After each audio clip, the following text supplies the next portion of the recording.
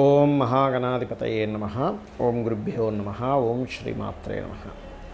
అరుణాం కరుణాతరంగితాక్షీం ధృతపాశాంకుశపుష్పబాణచాపాం అనిమాదిభిరావృతాం మయూకైః అహమిత్యేవ విభావయే భవానీం. శ్రీమాత్రే నమః. ప్రేక్షకులకి ఆ లలితాంబిక అమ్మవారి యొక్క అనుగ్రహం పరిపూర్ణంగా కలగాలని మనస్ఫూర్తిగా కోరుకుంటూ, మనకి ఉగాది నుంచే కొత్త సంవత్సర ఫలితాలు చూస్తాం. అయితే చాలామంది చేస్తున్న రిక్వెస్ట్ ఏంటంటే, సార్ మేము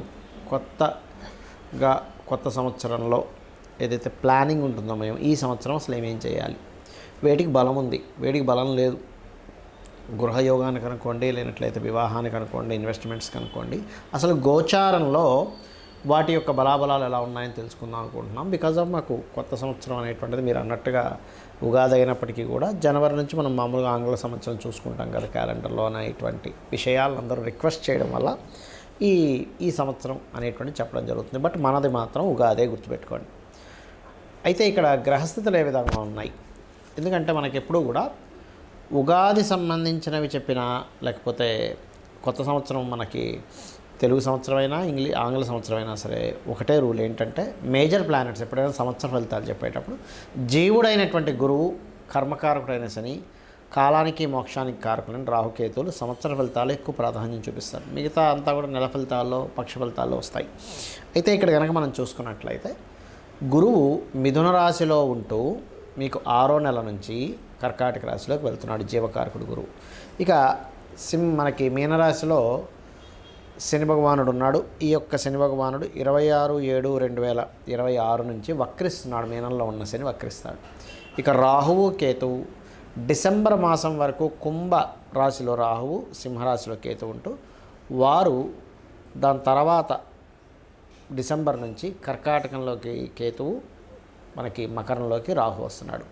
ఈ యొక్క గ్రహస్థితిని అనుసరించి ద్వాదశ లగ్నముల వారికి, లగ్నం తెలియని వారి రాశుల వారికి ఎటువంటి ఫలితములు ఉన్నాయి. మకరం వారికి కనుక చూసుకున్నట్లయితే ప్రస్తుతం మీకు 2వ స్థానంలో రాహు ఉన్నాడు. ఎప్పుడైతే 2లో రాహు ఉన్నాడో ఇది ఇచ్చేటువంటి రిజల్ట్ ఏమిటి పర్టికులర్గా, 2 ఎప్పుడు కూడా ధనస్థానము, కుటుంబ స్థానం, ఈ స్థానం. కాకపోతే ఈ ధన సంబంధించిన విషయంలో మీరు ఏదైనా రీసెర్చెస్ మూలంగా, సాఫ్ట్వేర్స్ కనిపెట్టడం మూలంగా, లేనట్లయితే ఏదైనా ఒక నిగూఢమైనటువంటి అంశాల మూలంగా మీకు ధనయోగం అనేటువంటిది ఇచ్చి తీరుతుంది. అందులో ఎటువంటి సందేహం లేదు.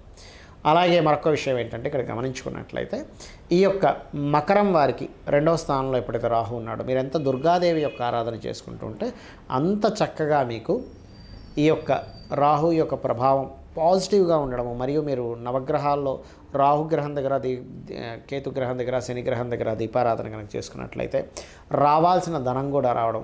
ఇంకోటి ఏంటంటే, మీకు ఇక్కడ 6వ స్థానంలో గురువు ఉంటూ 2వ స్థానాన్ని ఎప్పుడైతే వీక్షిస్తున్నాడో అప్పు కోసం మీరు చేసే ప్రయత్నాలు సఫలీకృతం అవుతాయి. ముఖ్యంగా మే ఎండింగ్ వరకు. మే ఎండింగ్ తర్వాత ఎప్పుడైతే మీకు 7వ స్థానంలోకి వెళ్ళిపోతాడో, ఒక రకంగా చెప్పాలంటే మకరం వారికి గురుబలం పెరుగుతుంది. ఎగ్జాల్టెడ్ హౌస్లో ఉండేటువంటి గురువు వీక్షిస్తున్నాడు. దీనివల్ల ఏంటి, సామాజిక సంబంధించినటువంటి విషయంలో కొంతవరకు ఒక గుడ్ నేమ్ రావడానికి, అలాగే వివాహం కోసం చేసే ప్రయత్నాల విషయంలో కొంతవరకు సక్సెస్ అవ్వడానికి, జూన్ మాసం నుంచి కొంత వ్యాపారం పెరగడానికి కూడా అనుకూలమైనటువంటి వాతావరణం ఉంది. అందులో ఎటువంటి సందేహం లేదు. మరి అష్టమంలో కేతు ఉన్నాడు కదండి, అంటే తాతగారి ఆస్తికి సంబంధించిన విషయంలో కొంత జాగ్రత్తగా ఉండండి. ఏదైనా ఇబ్బందుల్లో ఉంది, తాతగారి యొక్క ఆస్తి కొన్ని విషయాల్లో లిటిగేషన్స్లో ఇరుక్కుంటుంది. ఏంటోనండి, దానివల్ల పెద్ద లాభం లేదు. కొంతమందికి లిటిగేషన్లో ఇరుక్కోదు, కానీ దానివల్ల రూపాయి లాభం ఉండదు.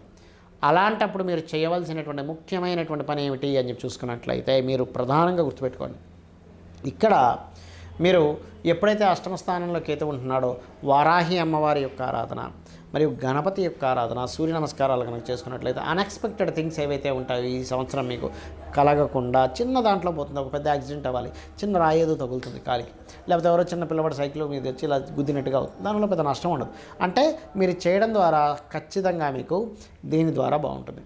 అలాగే మీకు ఇక్కడ మరొక విషయం ఏంటంటే, 3లో శని, మకరం వారికి 3లో శని చాలా మంచిది. ఎందుకంటే ఏలినాడు శని ప్రభావం లేదు, ఇక్కడ అర్ధాష్టమ శని ప్రభావం లేదు, అష్టమ శని ప్రభావం లేదు. 3వ స్థానంలో శని ఎప్పుడు కూడా ఏంటంటే మనం చేసేటువంటి ప్రయత్నం ఫలిస్తుంది. మనం కష్టపడుతున్నాం, ఒక ప్రయత్నం చేస్తున్నాం, మొండిగా చేయగలుగుతాం, మొండిగా ఉండగలుగుతాం.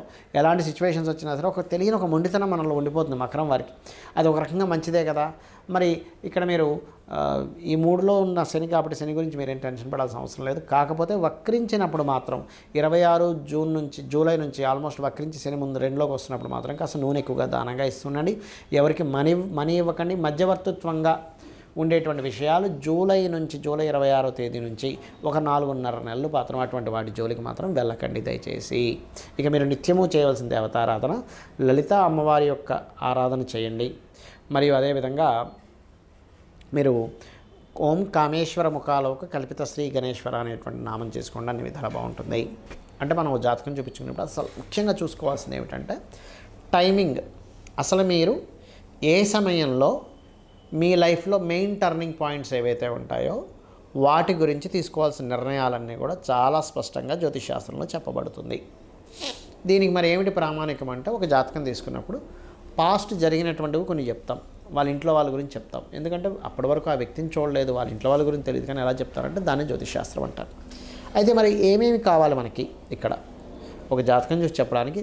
నేము, డేటు, టైము, ప్లేసు సరిపోతాయి, పర్ఫెక్ట్గా ఉండాలి ఇవి తీసుకున్నప్పుడు మరి ఏమిటి ఉపయోగము? ఎందుకంటే జాతకం వల్ల ఏమిటి ఉపయోగం చాలామందికి సందేహాలు ఉన్నాయి. ఇప్పుడు మీరు స్ట్రెంగ్త్గా ఉండాలి, లైఫ్లో చాలా స్ట్రాంగ్ అవ్వాలి. లగ్నము పాడైతే మనిషి స్ట్రాంగ్ ఉండడు. ఒక్కోసారి పాపగ్రహ సంబంధాలు, పాప ఫలితాలు ఇచ్చే సంబంధాలు ఉన్నప్పుడు మరీ విపరీతమైన స్ట్రాంగ్ కూడా అవుతాడు. బట్ ఎందుకు అలా ఉందని చెప్పేది మీ లగ్నం చెప్తే. చాలామంది చూడండి, ఎంతో కష్టపడుతున్నానండి, నాకు డబ్బులు రావట్లేదు, ధన సంబంధించిన విషయంలో చాలా ఇబ్బంది పడుతున్నాను, నాకేమిటి అని ఇబ్బంది పడుతూ ఉంటారు. అటువంటి అప్పుడు మీరు మీ ధనాధిపతి ఎక్కడున్నాడు, 12 లగ్నాల్లో ధనాధిపతి ఎవరు, ఎక్కడున్నారు, మీకు అసలు ధనయోగం కలిగించేటువంటి వృత్తులు ఏమిటి, వ్యాపారాలు ఏమిటి అనేటువంటిది మీ సెకండ్ లార్డ్ చెప్తాడు. అందుకని మీ ధనాధిపతి ఎవరో తెలుసుకోవాలి. దానికోసం జ్యోతిషశాస్త్రాన్ని మీరు తెలుసుకోవాలి. అలాగే ఒక్కొక్కసారి ఏమవుతుంటుందంటే మనం ప్రయత్నం చేస్తుంటాము, కానీ ఎన్ని ప్రయత్నాలు ఎంత నిజాయితీగా ఎంత ధర్మబద్ధంగా ఉన్నా మన ప్రయత్నం సక్సెస్ అవ్వదు. అర్థం కాదు ఏమిటి అసలు దేవుడు ఉన్నాడా లేడా, నేను ఆలయానికి వెళ్ళానండి అంటే. ఇక్కడ నేను అనేది ఏంటంటే, నేను చిన్న ఎగ్జాంపుల్ చెప్తాను.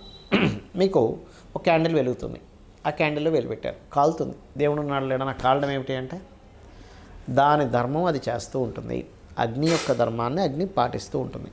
మీరు క్యాండిల్లో వెలిపెట్టి అయ్యో నాకు కాలిపోయింది, దేవుడు ఉన్నాడు లేడా అనుకుంటే ఇది ఎలా ఉంటుందంటే షేర్ మార్కెట్ మీకు పనికి రాదు అని అనుకున్నాం. వెళ్ళి షేర్ మార్కెట్లో డబ్బులు పెట్టాం, పోయింది. నాకు దేవుడే ఉంటే నాకు షేర్ మార్కెట్లో డబ్బులు ఇవ్వాలంటే మీకు కర్మ బట్టి వస్తుంది. అది మీకు షేర్ మార్కెట్లో డబ్బులు రావాలంటే మీ జన్మజాతకంలో షేర్ మార్కెట్ మూలంగా డబ్బులు వస్తే ఉండే యోగం ఉంటే అందులోనే డబ్బులు వస్తాయి, వేరే దాంట్లో డబ్బులు రావు, గుర్తుపెట్టుకోండి. లేదంటే స్కూల్స్, కాలేజెస్, టీచింగ్ ద్వారాలో అప్పుడు గురువు ఇస్తాడు. మెడికల్ రంగాల్లో రవి ఇస్తాడు. మానసిక సంబంధించిన ఫుడ్ రిలేటెడ్ చంద్రుడు ఇస్తాడు. ఇలా ఒక్కొక్క దానికి ఒక్కొక్కటి ఉంటుందనే విషయం మీరు అర్థం చేసుకోవాలి. మీరు చేసే ప్రయత్నం ఎందుకు సక్సెస్ అవ్వట్లేదని మీ థర్డ్ లాట్ బట్టి చెప్తుంది.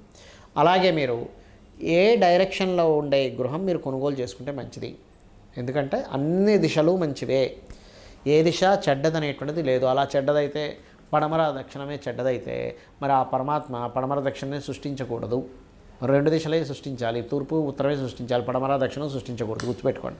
మరి దక్షిణ పడమరాలు ఎందుకున్నాయి, నైరుతి ఎందుకుంది అంటే ఒక్కొక్క దిశకు ఒక్కొక్క ఎనర్జీ ఉంటుంది. ఆ రకంగా మీ పేరులో ఉండే మొదటి అక్షరాన్ని తీసుకొని మీరు అసలు ఏ దిశలో ఉండాలి, మీ జన్మజాతకంలో ఉండేటువంటి రాహుకేతువుల యొక్క స్థితిగతిని బట్టి, శుభగ్రహాలు పాపగ్రహాలు ఉండేటువంటి స్థితిగతులను బట్టి మీరు ఏ డైరెక్షన్స్లోకి వెళ్ళి ఉంటే మీ లైఫ్ మీరు పడుతున్నటువంటి కష్టానికి సరైనటువంటి ఫలితం వస్తుంది అనేటువంటిది వాస్తుపరంగా జాతకపరంగా చూసి చెప్పుకోవచ్చు. అదేవిధంగా మీ యొక్క సంతానం ఎందుకు కలగట్లేదు, అసలు సంతానం అభివృద్ధి అవ్వాలంటే మీరేం చేయాలి, మీ సంతానం ఏం చేయాలని ఒక క్లారిటీ ఇస్తుంది. మీరు తీసుకునే నిర్ణయం ఈ నిర్ణయం ఇప్పుడు తీసుకోవచ్చా తీసుకోకూడదా అనేటువంటి విషయాన్ని చాలా స్పష్టంగా జ్యోతిషశాస్త్రం నిర్ధారిస్తుంది. అలాగే మరి కొంతమందికి అప్పుల పాలు అయిపోతూ ఉంటారు. అసలు ఎటువంటి వాటి మూలంగా అప్పుల పాలు అవుతారు? బిజినెస్ వల్ల అవుతారా, ఫ్రెండ్స్తో లగ్జరీగా వెళ్ళడం వల్ల అవుతారా, లేనట్లయితే పర్టికులర్గా మీరు గమనిస్తే కనుక ఒక్కొక్కసారి ఎవరికో డబ్బులు ఇస్తారు, అప్పు చేసి వాళ్ళు ఏదో గవర్నమెంట్ జాబ్ ఇప్పిస్తారనో, అలాంటి వాటి వల్ల అవుతారా అనేది చాలా స్పష్టంగా ఉంటుంది. సో మీరు అప్పుల నుంచి బయటపడాలంటే ఏం చేయాలి, అసలు ఏ దానం చేసుకోవాలి. అలాగే వివాహానికంటే ఒక సమయం ఉంటుంది, టైమింగ్ మెయిన్గా. అసలు ఎప్పుడు మీరు వివాహం చేసుకుంటే మంచిది, ప్రతి జాతకుడికి 3 నుంచి 5 సార్లు వస్తుంది. ఇప్పుడు మన సంవత్సర ఫలితాల్లో ఇక్కడ ఎప్పుడుంది గురుబలం, మన గురుబలం అంటారు కదా, కేవలం అంటే గురుబలం ఒక్కొక్క దానికి పనిచేస్తూ ఉంటుంది. వివాహానికి పనిచేస్తుందా, గృహానికి పనిచేస్తుందా, ధనం రావడానికి పనిచేస్తుందా, సంతానం కోసం పనిచేస్తుందా, ఇన్వెస్ట్మెంట్స్ కోసం పనిచేస్తుందా అనేది తెలుసుకోవాలి గురుబలాన్ని. ఆ రకంగా వివాహ సమయం ఎటువంటి మీ పర్సనల్ చార్ట్ చూస్తే ఎలాంటి అమ్మాయి వస్తుంది, ఆ అమ్మాయి ఏమైనా హెల్త్ ఇష్యూస్గా ఉంటుందా, లేకపోతే అబ్బాయి కావచ్చు అమ్మాయి కావచ్చు, వాళ్ళ యొక్క తత్వం ఏంటి, వాళ్ళ యొక్క మొండితనం ఏమిటి, వాళ్ళ అతమంచితనాలు ఏమిటి, అవన్నీ కూడా తెలుస్తాయి. అలాగే మీకు లైఫ్లో జరిగేటువంటి అన్ఎక్స్పెక్టెడ్ థింగ్స్ అష్టమ ద్వారం ద్వారా, అష్టమ భావం ద్వారా, హైయర్ ఎడ్యుకేషన్ నవమ భావం ద్వారా, మీ ఉపాసన సంబంధించింది కూడా పంచమ నవమాల ద్వారా మీ వృత్తిలో ఎందుకు రాణించలేకపోతున్నారు, ఇంత కష్టపడ్డా ఎంతో టాలెంట్ చూపిస్తున్నా పై అధికారులు మిమ్మల్ని తొక్కేందుకు పెట్టేస్తున్నారు, అసలు ఏం చేసుకోవాలి, ఎందుకంటే నిజాయితీగా ఉంటూ ఎంతో పని చేస్తున్నారు, అసలు ఎందుకు ఇలా తొక్కి పెట్టేయడం, ఎందుకు మనల్ని పైకి రానికుండా చేస్తున్నారు అనేటువంటివి కూడా మీ యొక్క జన్మజాతకంలో ఉంటాయి. అలాగే మీ వ్యాపారాలు, మీరు విదేశాలకు వెళ్ళాలా వద్దా, అసలు ఎప్పుడు ఇన్వెస్ట్మెంట్ చేయాలి, మీ 12వ స్థానం ఏదైతే ఉందో అది యాక్టివ్గా పాజిటివ్ ట్రిగర్ ఇచ్చేటప్పుడు మీరు ఇన్వెస్ట్మెంట్ చేయడం వల్ల మీకు డబ్బులు వస్తాయి.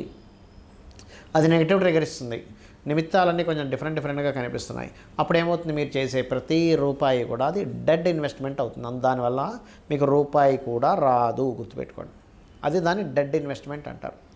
ఆ రకంగా అసలు మీకు డెడ్ ఇన్వెస్ట్మెంట్ అయ్యే టైం నడుస్తుందా, ఒక రూపాయికి ఇంకో రూపాయి వచ్చే సమయం నడుస్తుంది. ఎందుకంటే మీరు ఎంతో కష్టపడి రూపాయి దాచుకొని దాన్ని తీసుకెళ్ళి ఇంకో దగ్గర ఎక్కడో ఇన్వెస్ట్మెంట్ చేస్తారు, గోల్డ్లోనో, సిల్వర్లోనో, ల్యాండ్లోనో, గృహంలోనో.